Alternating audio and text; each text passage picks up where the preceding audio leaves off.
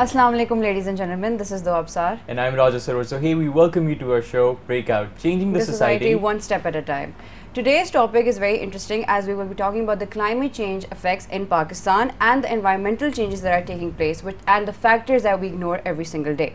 And to talk on this topic, we have a very distinguished guest from the Earth and Environment Department of Bahria University, Islamabad, Dr. Humaira Farah, who is going to talk to us about the climate change effects and the environmental effects inside Pakistan. Assalamu alaikum, ma'am. Wa alaikum assalam. Welcome to the show. Thank you. All right, ma'am. So my first question to you would be, which is something that everyone wants to know, as being a citizen of Pakistan, how important and immediate is the threat of climate change inside Pakistan? Well, climate change impacts in Pakistan is very significant because Pakistan mainly is based on the agriculture economy, and if you talk about some of the effects of the climate change, they will be such as disturbed rainfall, drought, floods, flash flooding, and sea level rise and so on. But first a few which I mentioned, these are directly related with the agriculture, so that is a serious threat to the country and its economy, agriculture economy.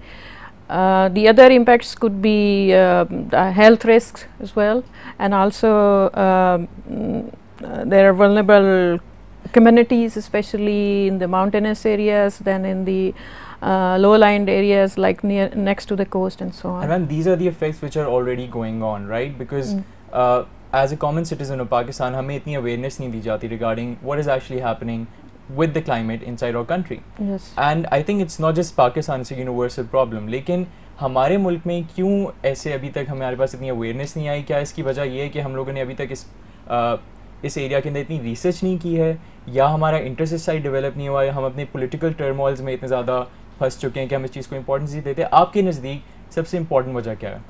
Well, I would say all of them which you have just mentioned.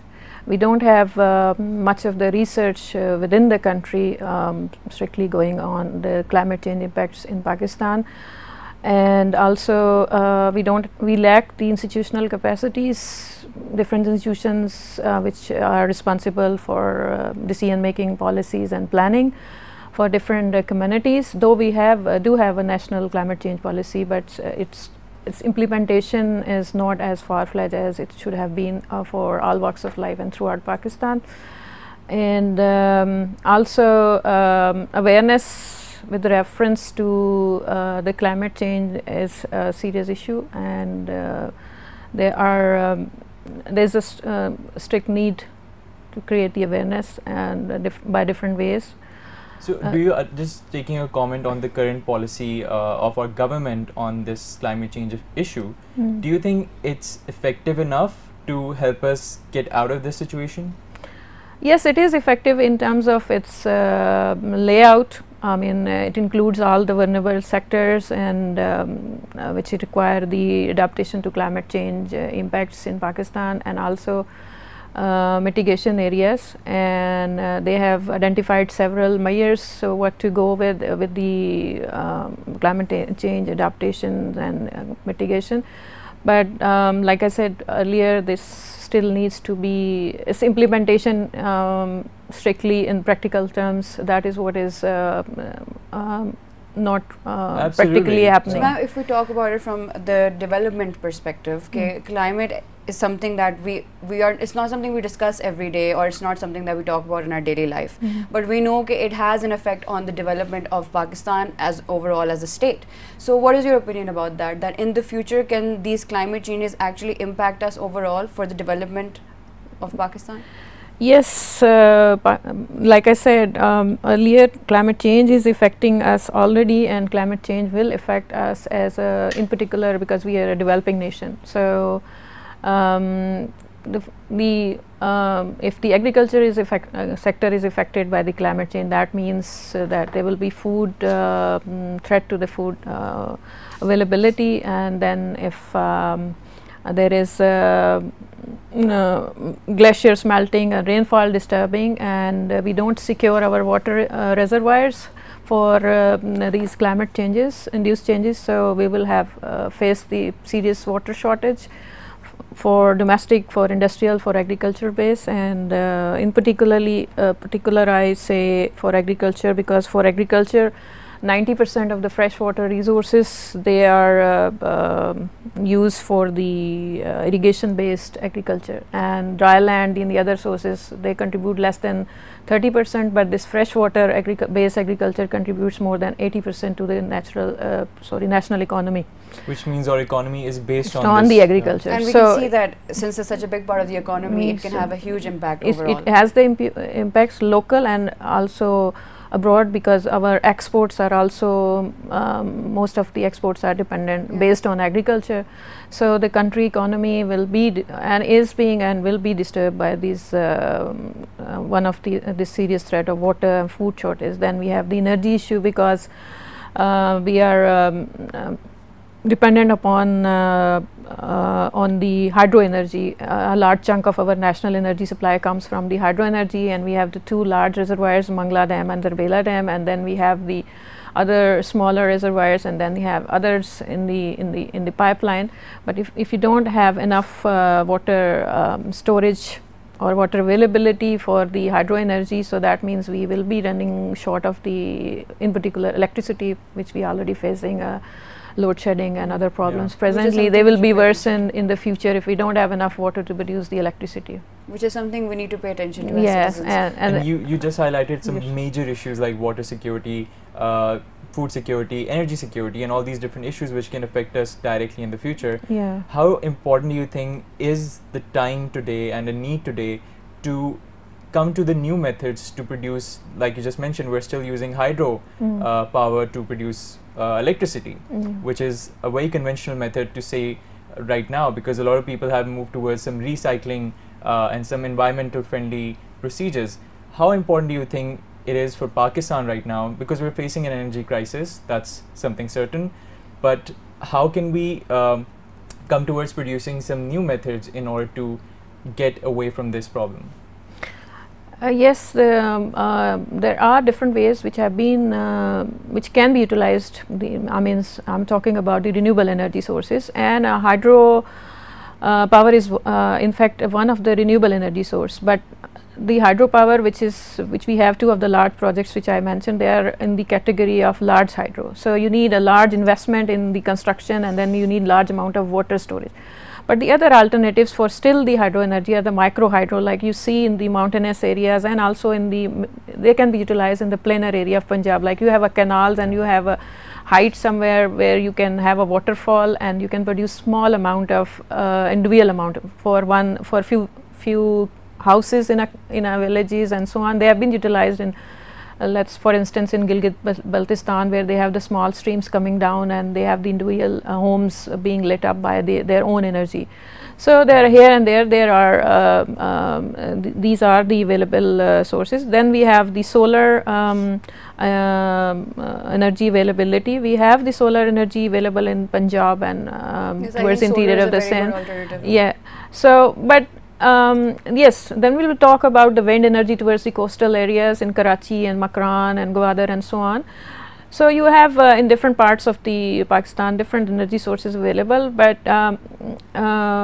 they can be used individually, but and also there is a biomass energy. I'm sorry, I'm forgetting about that. The waste biomass, you can produce the different fuels, liquid, gaseous, electricity. They are environment friendly, and there are people who are trying to on individual basis, and the government. Which brings me to my next question, that we as citizens of Pakistan, how can we contribute to the energy crisis or in improving the situation in the future? And also adding to that, I'm sorry, we're going to prolong this question. Also adding to that, how important do you think is the role of media right now to create public awareness? Yeah, media and citizens both, because they both are a big part of Pakistan. With respect to energy sources or? The energy crisis and the overall development. And the climate effect changes. Yes, media can play obviously a significant role in creating the awareness, because the mainstream media, I must say, mainstream media has is a very powerful tool these days, and nearly everyone in the urban areas, and I think in rural areas, they have access to the electronic media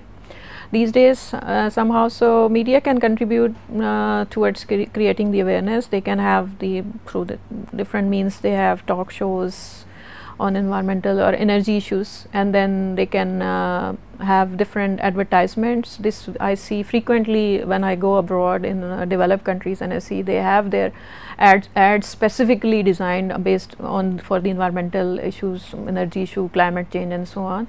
Then you can have the documentaries and films, and I gave you an example of this An Inconvenient Truth by Al Gore, which who won the global Nobel Peace Prize in 2007. I saw that movie very Yeah, long that time is ago. based upon the global warming issue, and there are several of the other I can name. There are well-known documentaries, and in our country, unfortunately, we don't have that much awareness. I mean, even the ordinary citizens to go to a cinema and see a movie based on the environmental issue True. or a documentary, but that is contrary to what is happening in the That's not developed very world. common in Pakistan. Yeah, and they produce and they get the sponsorships, and this is like a normal business for that for them as well. Their industry, the media, they produce this. This is not only for cinema but on TV. Talk shows and so on. So this is required. Also, the print media can contribute by writing more and more, giving emphasis on How front do page. you see the situation right now? Do you think it's good enough? Are we producing enough content on the media right now? In Pakistan, no, I don't see. I'm sorry to say, but in mainstream media, I don't see a fair share for the environmental issues. Compared to what is practically happening in terms of the environment in our country. We have good things happening with reference to environment in our country, and we are also having some things which are not environment friendly, and there are issues.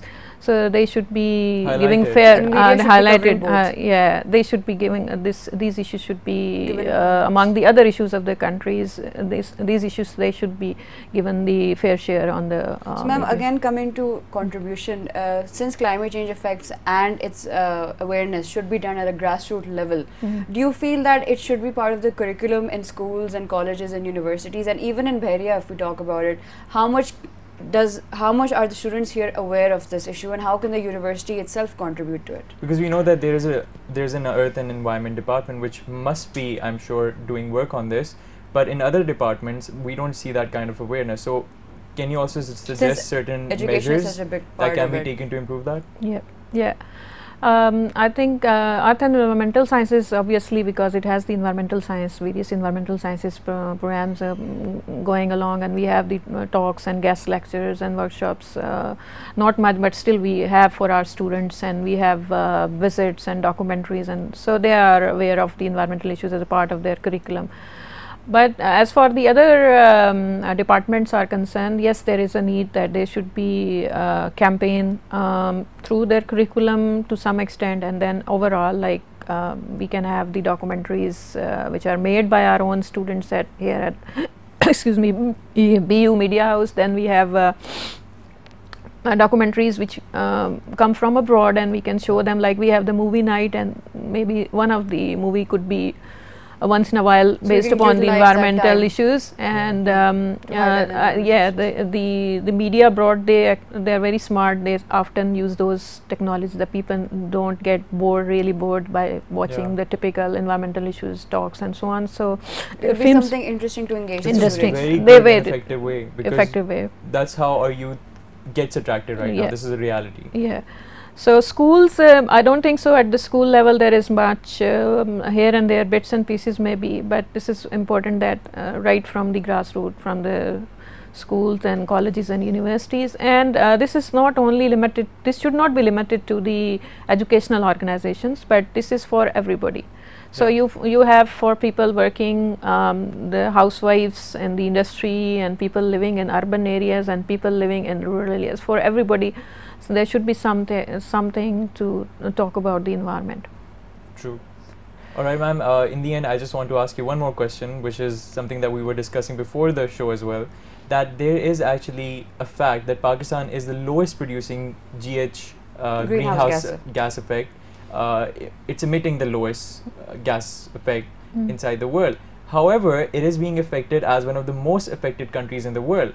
Which countries do you think are actually involved in this whole process, and what measures should be taken on their part in order to not pollute the whole world? And I'd just like to add to that, if the situation is not controlled, how can this affect us in the future?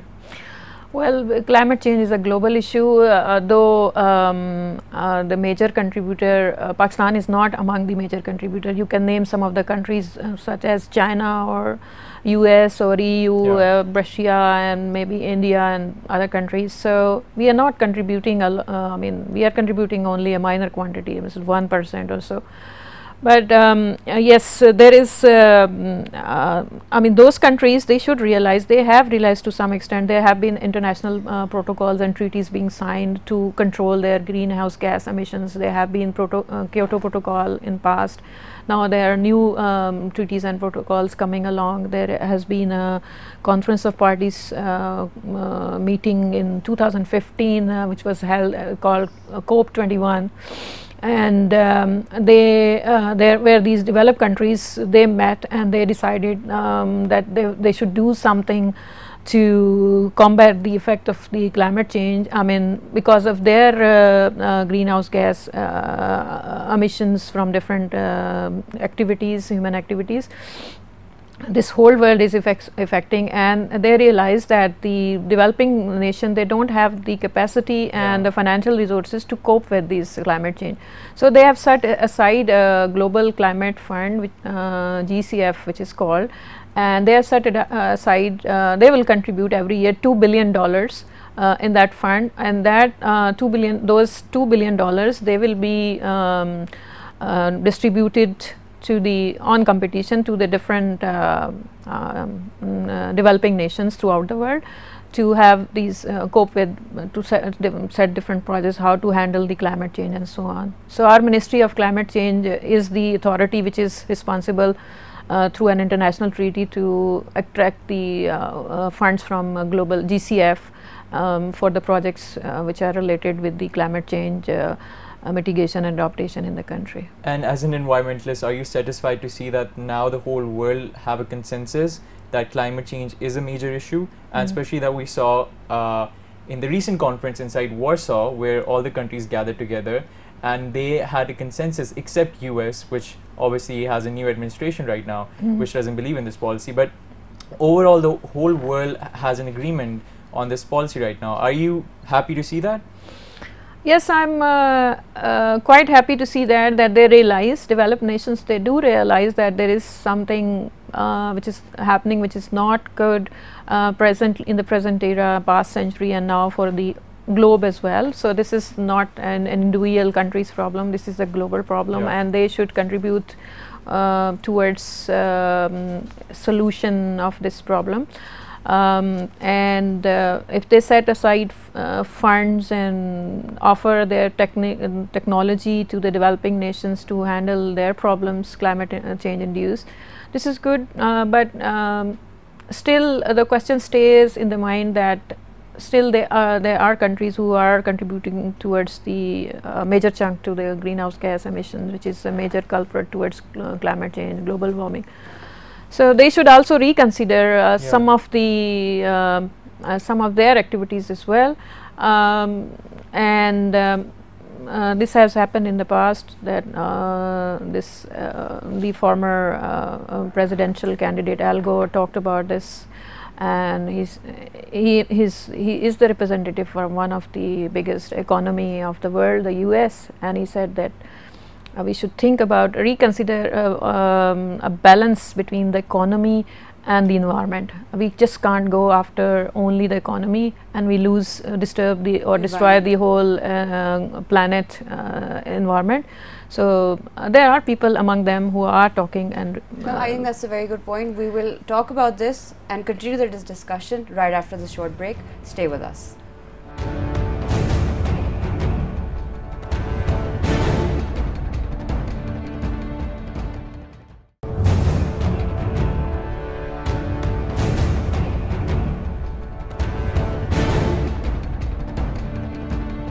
Welcome back after the break. Now we're going to continue our conversation and get to the end segment of our show today, where we're talking about the climate change effects and the environment issue that we face today. So, Dua, do you want to ask the next question? Ma'am, I would just like to talk about the health effects that could lead to the problems because of the climate change and the environmental effects, because we don't pay attention to this. So I think as much awareness as we can get would help. Yes, climate change induce health effects. There are many, depending upon which impact you are talking about. I can give you the example of heat waves and cold waves. So we have seen in our country several of them, and in particular throughout the country, but in particular in South. We have several of the heat waves hit the city of Karachi, the most populated city in our country. And Especially last year and 2015 and so on. So you can count. And it caused many deaths as well. So people were not aware. They were not prepared, not enough preparedness on part of the government as well. So you have people lying dead in the streets and on roads and unidentified bodies, and then these welfare organizations like ED Welfare and so on, they have to pick up the bodies and bury them.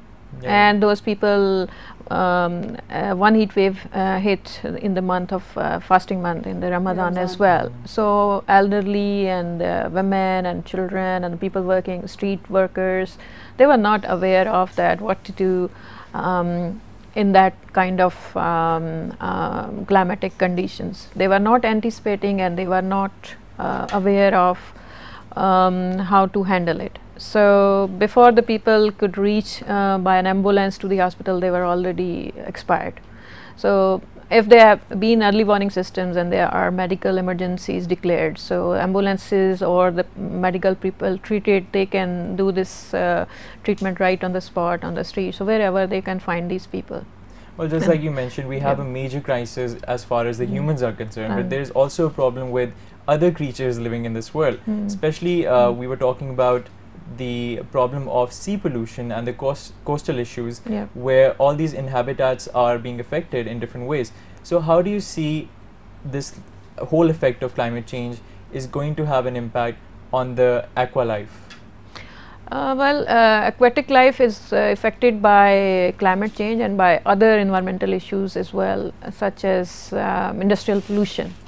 So climate change what climate change can do, you have the variation in the sea temperature. So obviously the sea flora and fauna, if they are not adaptable to that much of the temperature changes, sudden temperature changes and so on, so they will be vulnerable to whatever damage can be caused to the aquatic life. And you have the industrial pollution, that is very long phenomena in our country as well, definitely. Because there is hardly any control and on the industrial wastewater, and ultimately everything into the sea, whether it's a solid waste or industrial waste or domestic waste or liquid or solid.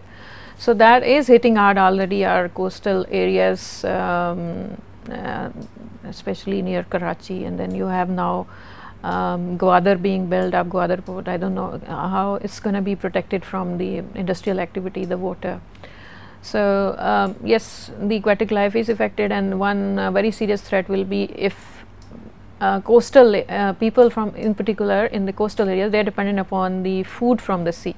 So all that pollution getting into the sea-based food, and that is ultimately coming back to the us humans. Ma'am, in the end, to wrap up the conversation, what one message you would like to give to our audience regarding the environment and the awareness of climate change? In short, I will say one should be, I mean, especially those people who are educated and learn, they should try to get information about the environment. Religiously, we know many things which come under this topic of environment. So environment, health, safety, they are interrelated.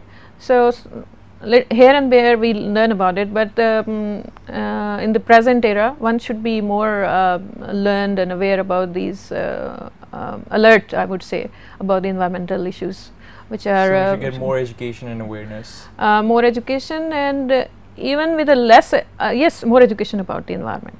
That's Yeah. very important. Yeah. And on that note, we're going to thank our guest, Dr. Humaira Farah, Thank who you so joined much, us today. ma'am. Thank you so much, ma'am. Thank you. And conclude the show. And in the end, we would just like to say that please pay attention to the environment. It may seem like something small right now, but it could have a big effect in the future. Until next time, I'm Doab Sar. And I'm Raja Sarwar Sohaib. Take care of yourself. Allah Hafiz.